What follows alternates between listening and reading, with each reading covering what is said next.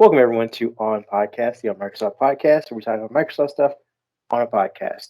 We are back for a brief moment. We didn't want to leave you too long without Microsoft news. I know you're probably getting it other places, but now you can get it from the sources that you really enjoy. I am your co-host today, Kareem Anderson. I'm joined by the world's greatest co-host. Or if Bacchus. Yes, we are glad to have you back, buddy. It's been a long time, and I'm sure, just like the audience, I missed you.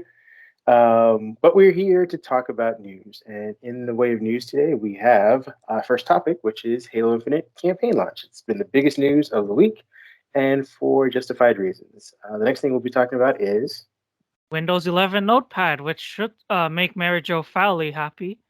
yes. And lastly, we'll be talking about the Windows Insider Build 22518, which brings a few new features. We'll kind of go over them. It's been a light news week. It'll probably continue to be a light news week. Uh, Roughly until after the new year in January. So we will scrounge up what we can for you guys and try and do it as entertaining as possible. We also have our fast recap, which we'll be talking about a few things like Google bringing Android to Windows. And then we're also talking about Windows 11 crippling NVMe SSDs. Always got to mess something up, don't you, Microsoft? Microsoft apparently is offering users with pirated Office versions half off Microsoft subscriptions because they want you to be paying subscribers. Makes more sense for them. And then I'll let you get to the Surface Duo 2 news in that segment. Yes, we have some Surface Duo 2 news, and then we have some stuff about you guys. We sent out some polls, so we'll go over those and see what the results are for some of that stuff. And then we have a little bit on the week ahead, not a lot because again, like we said, it's going to be a very light week. So we'll be talking about productivity in Windows 11, um, Edge on Chrome OS, which seems like a weird possibility. And for those of you with the Surface Duo, like myself, recently got one, whether or not we'll be getting our Windows 11 update next week. And if not next week, maybe next year. With that being said, uh, let's get into Halo Infinite, shall we? yeah, Halo Infinite finally launched this week. I think it was, what was it? Was it Wednesday or was it Thursday? Wednesday, I believe. Yeah, it was Wednesday, and this was one of the most anticipated Xbox games in quite a while, and it launched the campaign that is launched on Xbox, PC, and Xbox Game Pass, and also on Xbox Cloud Gaming. And the multiplayer mode is completely free to play, as you guys might know. But the campaign is sold separately for $60 as a DLC on the Microsoft Store, Steam. But Xbox Game Pass subscribers can play it for free, and we had a review of Halo Infinite's campaign, and our editor Laurent, he said that Halo Infinite's campaign shouldn't disappoint most hardcore Halo fans. He says it is the biggest and most ambitious Halo game since 343 Industries became the lead developer of the franchise. And for the first time in the history of this series, players will be able to explore Zeta Halo between the main story missions and some of Master Chief's abilities, such as the new grapple hook, are also upgradable. Yeah, it was a bit of a controversy in 2019 when they kind of showed what's now become the internet's favorite, one of the internet's favorite memes, the Craig monster. And, Microsoft got kind of laughed out of the building for it. They've taken their time, taken a year off or a year back to kind of add all the details, all the light tracing, ray tracing, and all that kind of stuff. And it's become a really beautiful game, even for multiplayer. We also took a roundup of reviews. With reviews came out on Monday, game came out on Wednesday. So in between that time period, I believe we went to Metacritic and there were about 80 something reviews. And at that point in time on Tuesday, the game was sitting at around an 86%. So I mean, it wasn't quite 90, but it was doing very favorably for Microsoft's big first party release. And I think it's the biggest one for this generation, two probably for like the past 5 years or so, combining both the Xbox One and Xbox Series launches. With that being said, like I said, most people were talking, I guess, generally about um, how nice the game was put together, the story itself, which includes a new pilot, I believe, a new Mini Cortana is what a lot of people refer to this new AI as. Hey, Master Chief going kind of back to its roots, and then some of the criticisms of it were that it became kind of repetitive as far as some of Right. the stages themselves.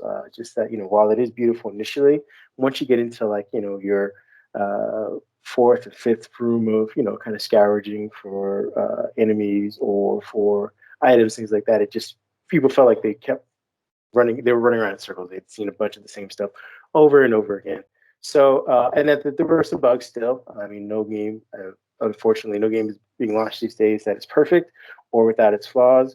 But they weren't day one stoppers. I don't think there's a need for a day one overhaul patch or anything like that. But there are things that people did point out that you'll encounter throughout the gameplay.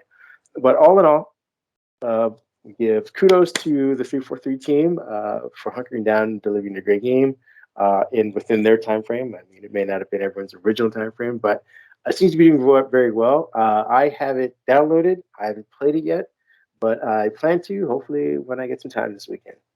Now, I'm not much of a Halo fan, but like our writer Laurent said Oh, that in his Warhammer! How could you not love it?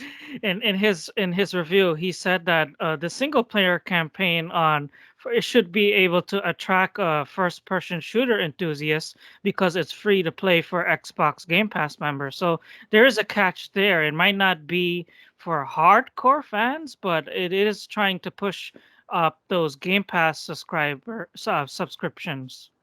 Yeah, and I mean to that end, it's not on our list here, but we have some news coming out of Sony, which is predicting that they will have in 2022 at some point a Game Pass version alternative themselves, which is ironic because I Yeah. believe they started off with their own version.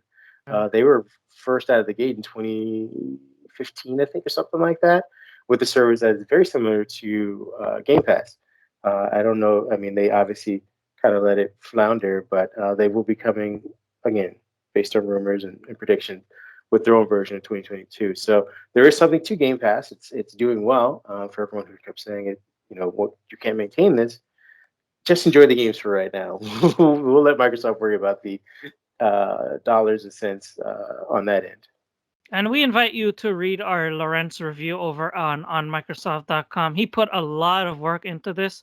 This is one of the most in-depth reviews of the game that we've seen, and he's a very good writer. So give him a click and check out his review if you're curious about what Halo Infinite is all about. Yes, thank you very much, Larry. And why don't you get us into this new Windows 11 Notepad? I know you and I were just talking off camera about do we really use Notepad to care enough about this upgrade? But apparently, for people like Mary Jo Fowley and people who actually use Notepad, it's getting a huge quality of life update. I know she may be keeping track of versions of notepads in her notepad, just like a Tippet would. But for those of us who are unfamiliar with it, version 11.211.64.0 is the newest version that offers more thematic updates. So if you are used to the stark white, blinding white background of Notepad, you can now have a dark version, which will match the rest of your desktop if it's a dark theme. It also has a new settings menu that'll really drop you into what looks like the more modern start settings menu. So you have your a gear icon at the top right, I believe, top left of the screen. When you go into the settings version, it'll drop you into the more modern Windows 11 settings box. Notepad will also allow you to use, again, a light mode still if you're interested in that. In addition, Microsoft will be rolling out other visual changes like rounded corners, the mic effect for light mode. Other changes for Notepad will also include a redesigned find and replace experience and multi-level undo. So again, for those of you who make use of Notepad, and when I say those of you, I'm probably talking to engineers. I believe that coders and engineers use Notepad pretty heavily, just because it's easier to place all your lines of code and see them, and see every comma and dot and everything that needs to be in there in Notepad. So I hope you guys can make use of that. For the rest of you, I will see you with sticky notes. That's where I'm at. And this first version of Notepad, the new Notepad that is, it does have some known issues. So if you're hoping to use it as your word processor or your daily driver, just keep that in mind. And we have the full change log for this new version of Notepad over on our website. So again, check us out there and give us a read if you're curious as to what is new and what is changed in this version of Notepad. Yeah, we should just note that Microsoft is very slowly changing and getting around to updating its inbox app. So, um, if you are an insider, please go to the feedback hub and let them know in mass which next inbox app you would like them to start working on. Again, we had clocks, we have Paint, which again I'm using the new Paint. I think it's amazing. Notepad. Notepad. Oh, There's Photos Photos app and also the new media player too. and the new Media Player exactly. So So they're going one at a time, slowly one but by one, surely. exactly. Which And leads us to what Microsoft is updating in the whole package of Windows. So we will have an update. I believe was it Windows 11 Insider Build 22518 yep. just rolled out yesterday and then re-rolled out again today or something. Was it? For a cumulative update today for that build, it's just the one of those testing the pipeline kind of builds. Yes. And what does it bring with it? There is a lot that is in this build. There's a new voice access experience. There's also a new experience in the taskbar where your news, well, not news and interest, your widgets get moved towards the left of the screen as as a weather icon. And there's also a new spotlight collection, which is basically pulling the Bing wallpapers over to your desktop. You can just right click an icon on the desktop and change your wallpaper every day if that's something that you would like to do. Those are just some of the big features. And there's also a new voice access, which is all about allowing people with mobile disabilities to control their PC and author text with their voice. It's all about making Windows 11 more accessible for everyone. Yeah. So, again, even though we're getting into the lighter months of Windows engineering development, they are still pushing out. And I'm assuming these builds have been probably sitting in the pipeline for a while. They're still pushing out stuff. So up until I would assume next Tuesday, Wednesday at the latest, we might get one more build right before that. And after that, don't expect a lot out of it. Just sit and kind of relax with whatever version you have, unless it's something that's going to break the system. Then hopefully Microsoft, someone's still in the lab that can push a button to revert things. What else do we have about this build? I think you were the one who showed me this tweet from this designer who suggested to pin the your favorite widgets in the taskbar. What do you think of that idea? Yeah, hopefully we'll have some B-roll kind of walking you through this, but it was a great idea. It's basically taking what Microsoft is already doing, which is where they put the what I think what looks to be the weather widget, which opens up the entire widget menu. Yeah. If you were able to pin a widget and have it open up in a small window, just kind of like you currently do with your taskbar items when you hover over them, and let that be the widget that sits there throughout your day. So if you have something like a Spotify, or if you want to check an email really quickly, or it's an individual widget that will sit to the left of your screen that you can hover over and get automated, quickly in real time news and information that's pertinent to whatever your workflow is. So I think there's the clock one as well, which would let you see like world clocks, things like that. It's a great concept, I think. And again, because it's a great concept, Microsoft's not going to do it, at least not for the next 5 years or so. But hopefully, they have all the parts in place to do this currently. All they have to do, what I think, what they have to do, is just kind of tweak the engineering so that it's viable for us. And I think it would be very useful for the people who would like an at glance, more at a glance information than what the current column of widgets kind of show right now. And that is a good segue into our poll because we asked you guys about your favorite feature in this Windows 11 build and also two other questions. But let's go back to Halo Infinite for a bit. We asked you guys, have you tried the Halo Infinite campaign yet? And we had 12 votes, and the top result was no, I am not a Halo fan. 41.7% of people said no, they're not a Halo fan. But 33% of people said, no, not yet, but I will. And 25% of people said, yes, I did, and it is amazing. Yeah, I think I don't want to say the Master Chief has missed his audience. I just think maybe people are waiting to get an Xbox Series X to play the game or something like that. Who knows? And our second question, we asked you guys, how often do you use Notepad in Windows 11? And we gave a shout out to Mary Jo Fowley, of course. And this one had 31 votes, and 51% of people said occasionally, 19.4% of people said never, and 29% of people said all the time. I wonder how of those many votes, how many were just Mary Joe clicking repeat. She probably voted from her burner accounts, right? Well, see, yeah. What the question is though is, does she enjoy it? Like, I know it's new and it's there, and she uses it all the time. But is she going to be like, I'm glad they made these specific changes? Because to me, it doesn't look like much has changed. Like, I'm glad that Yeah. it's got the dark theme and they're at the corners. But aside from that, I'm hoping they kept much of the functionality the same. So I hope she's enjoying it right now somewhere. And we're also getting to our third and final question here. We asked you guys favorite feature in the latest Windows 11 Dev Channel build, and there were four options: voice access, spotlight wallpapers, widget location changes, and language input flyout. Which we totally forgot to mention, but it's basically just a new fluent design and mica effect language changer in the taskbar. And of these options, the number one choice was the spotlight wallpapers because 46.7% of people picked that. And number two was widget location changes at 26%. Number three was voice access at 20%. And the last one was the language input flyout at 6%.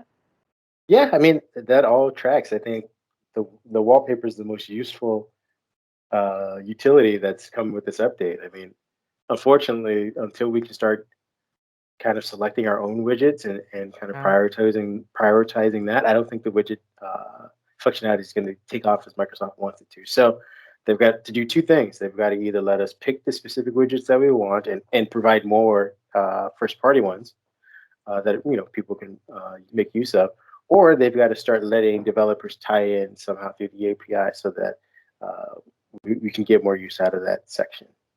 And that's it. Thanks to everyone who voted in our polls. Look out for our polls on Fridays because we love to hear what you guys think.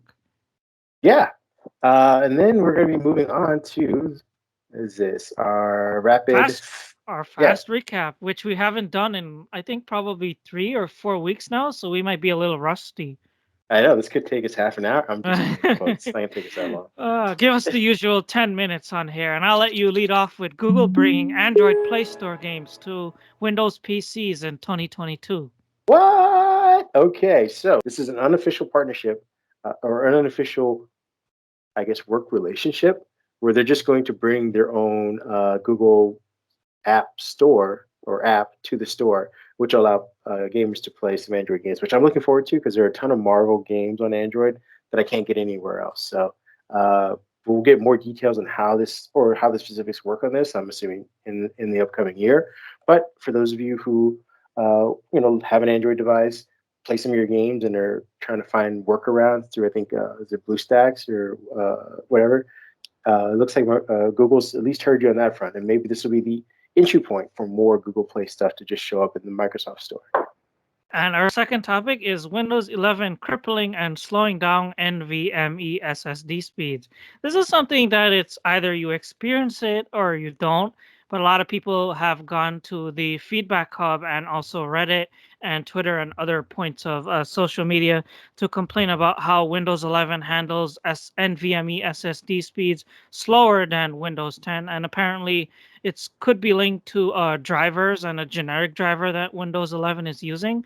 But Microsoft has issued a fix in the latest Windows 11 preview build. I think it's called KB5007262. If you go to Windows Update on regular Windows 11 and you check for updates, this preview will show up. So if you're having problems with SSD speeds, install this preview and check it to see if it makes your drives perform faster. Yeah, it's interesting, as you said. For those of you who will experience it and those of you who won't, Microsoft is legendarily known to use slow SSDs on Surface devices. So, Yeah. Surface users probably aren't experiencing much of this when it comes to Windows 11. But for anybody who's maybe using a Dell or an HP or even a Lenovo, you might be noticing it and going, it's taking me longer to, upload and download or pull from specific things. So, as you said, either visit our site or go straight to the link that is provided to get the driver updates. Next, we have Microsoft offering pirated Office users half off a Microsoft 365 subscription. So please stop stealing from us, is what they're saying. Per the report, one user with the pirated version of Office 2019 noticed a banner at the top of the app under the Office ribbon. The banner mentioned that the user could save up to 50% on a genuine Microsoft 365 subscription, where they're being linked to a quote unquote learn more section. I don't think the link is going to send you to the FBI or the police. So it's interesting that Microsoft knows about pirated software, but will offer a 50% discount to keep people still using it. I think it's the best play that they have at the moment. You know, I doubt that a lot of people are going to take that opportunity, but for the few who do, that's just more money in their pocket, I guess. And I'll let you get off to Surface Duo 2 because I know that you have the original Surface Duo now, but there's also some news for Surface Duo 2 users. Yes, the Surface Duo 2 came up with an update, I believe, this week, and our buddy Shane actually goes over in his video. I think it's Scary if Literal on his webpage or his YouTube channel. And he goes over each individual update that's coming in, so you can go there to see to get a visual, to get a walkthrough of it. But we'll kind of give you just the bullet points. In this update, for those of you with Surface Duo 2, it says it addresses scenarios outlined in the Android security bulletin. So Android security updates are coming with this one as well. It's supposed to improve system reliability and stability, which he does note in his video that it does. It moves faster. It brought animations. I believe when the original Surface Duo 2 launched, people were complaining that things just kind of popped up on the screen, and it didn't have that same fluidity or walk the user through any of that stuff. So animations are bad. Improved camera usability. He says that it's iffy on that. It can be improved in some stuff. Improves touch responsiveness. He gives it a two thumbs up on that. So, it's improved that a lot. Improves support for the LDAC enabled Bluetooth devices. So, I believe it's SoundCloud is some of the pairs that he actually uses, and it improves the range for that. So, for those of you who had Bluetooth earphones or headphones that were connected to your Duo and would lose connection if you walked for further distance, that has now been fixed. Reliability in the Android Auto experience. He doesn't really mention that, and I don't know how that would be improved, but I do know that Android Auto has gotten a lot of improvements for Bluetooth connectivity over the last month and a half. And then there's some new features, which is launching a OneNote when clicking at the top of the Surface. Slim Pin, so it's gotten some improvements for that. So I believe Slim Pin 2 when it launched, you can draw and write on it, but it didn't really have any kind of additional functionality. It seems like they've addressed that and made it more of a first-party piece of accessory. It's enabled the software duo features in the settings to choose from default screens when folded. So again, I believe it's more along the lines of the Surface Duo 1. When you would flip over the device, you could choose to tap on the back of the screen or the front of the screen in order to highlight which screen you wanted to use at the time. When the Surface Duo 2 launched, it was only the right screen that was hard-coded in there. Seems like they fixed that. And the last thing is that the enabled Surface Duo features in the settings to allow people to choose a preference for answering phone calls when folded. And I believe, again, that goes back to being able to choose which side of the device you're going to engage with on which side of the screen. So all in all, it seems like this December update, has fixed a lot for the Duo. And I believe the Duo 2 has gotten a lot of fixes already since launch. So if you're hesitant about getting a Surface Duo 2, maybe after this update, you won't be. And that's all good news. But what about people who have the original Duo, like me and you right here? We got nothing but We bad got news. nothing but bad news because I was trying to update Microsoft Launcher, and the thing was like, "Oh, this is no longer compatible with your device." I'm like, "Why? What do you mean? Yeah. This is how you power the damn thing. Why isn't it compatible?" Yeah, I mean, we got a heads up that they were going to be discontinuing Microsoft Launcher, and I believe again before the pitchforks and tar and feather come out. Microsoft's idea, I believe, is to have it as its own system now. So when you get updates or OTA updates, they will now be addressing fixes in the Microsoft Launcher. They will no longer be getting pushed to the Play Store at regular clips. So I mean, it's a good and a bad thing. Like for anybody with the Surface Duo 1, you're going to have to wait a much longer to see improvements in the launcher. But when big things like Android 11 come out or if they want to push one specific feature, Microsoft will be able to do that over the air through their own system versus going through the Play Store. And to that note, Shane and I were talking. We were also kind of triangulating with Zach. We believe that if it isn't by next Tuesday, I think, or next Wednesday, at least the 17th, is the date they're saying. If there's no update by the 17th, that we can all just take the rest of the year off and wait for the supposed Android 11 update. I know that they said by the end of the year. They're really pushing that whole phrase. They'll have about 2.5 weeks. Hopefully they can keep their word because they've already pushed it back since the summer. But if it's not here by the 17th, close up your Duo, come back next year. And that said, I think we hit our 10-minute goal, so kudos to us, even though we're a bit rusty. Yeah, I hope you guys wasn't too boring for you guys. With that also being said, we can start talking about our week ahead. And in the week ahead, I'm planning to write about Windows 11 and Microsoft Edge. I'm planning to tell you guys about how you could get the most out of productivity in Windows 11. There's a bunch of things that I am planning to talk about, including Snap Assist, using Shift plus F10, changing your display scaling, using voice typing, battery saver. There's a whole list of things that I will get to help you stay very Productive. productive on Windows 11. See, I tied my tongue there for a bit. You have listed here Edge on Chrome. Yeah, that's also something that I'm planning to write about. You know how Chrome OS works with what is it, Linux apps? Mhm. Well, Edge is now officially on Linux. So if you install the Linux subsystem on a Chromebook, say like on not cheap Chromebooks, but more higher end ones like the Pixelbook Go or the original Pixelbook or even the Pixel Slate tablet, you'll have that access to installing Microsoft Edge on Chrome OS. So if you want to use a Chromebook and be a Microsoft person, that's one way to do it. I'm sure Google's going to find a way to shut that down too. uh, We'll see. We'll see. while yours is all software, I got a ton of hardware. So I just wrote about the Surface Laptop Studio. So if you have any interest in reading one late review, please enjoy. I wrote about the Surface Pro 8 as well, but I now have some very powerful Lenovo's to write about. I believe the X1 Extreme fourth gen. I have the P15 as well, the P1 Extreme as well.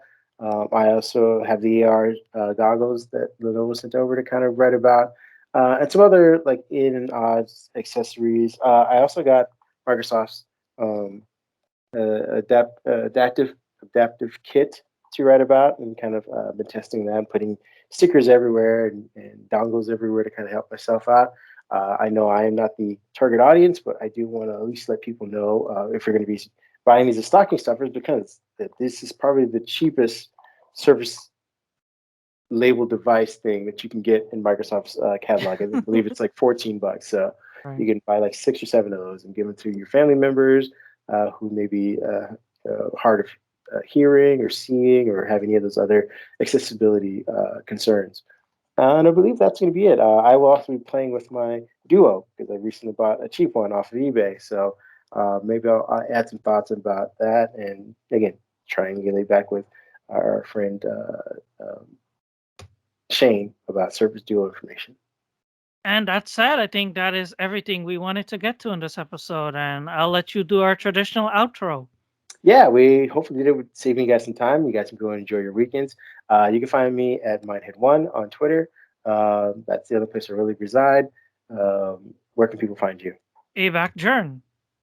Yes, also on Twitter. And if you're still on Twitter and you want to get the latest news, updates, giveaways, check out the polls or anything like that, you can go to on Microsoft. That's a Twitter page. You can also visit our Pinterest page if you are a fan of Lawrence Review. We also have Brad who kind of manages that section, and it's all about gaming. So, and then I'm trying to build up our Instagram. Let me know what kind of other additional content you'd like to see on that. So we'll try and be all the places that you might need us. And for those of you who are watching this, you can also listen to it. You don't always have to see our faces. We are on Spotify, Apple Podcasts, and all the other places that you can get a podcast. And remember that we will be have an episode next week, and then after that, we're taking a 2 week break for the Christmas and the New Year. So next week we'll have an episode, and then another 2 weeks off, and then we're back in 2022 for another awesome season. Yeah, we're gonna be hopefully having more interviews and more additional content. And maybe we'll even do a live stream or something in the future. Maybe one of the Microsoft events or announcements. So we're gonna try and fix it up and make it an enjoyable season upcoming. So with that being said, you guys enjoy your weekend, enjoy your holiday season. If we don't hear from you guys, and we will talk to you again soon. We need to do a duo shake off. Now that you have one too, Yes. so you gotta do like a One, two. do a high five. There we Yes. go. Yeah. I gotta get some skins on this thing, but yeah, All it is right. so amazing. You guys should get a duo. The All 200 right. bucks. All right, everyone. Take care.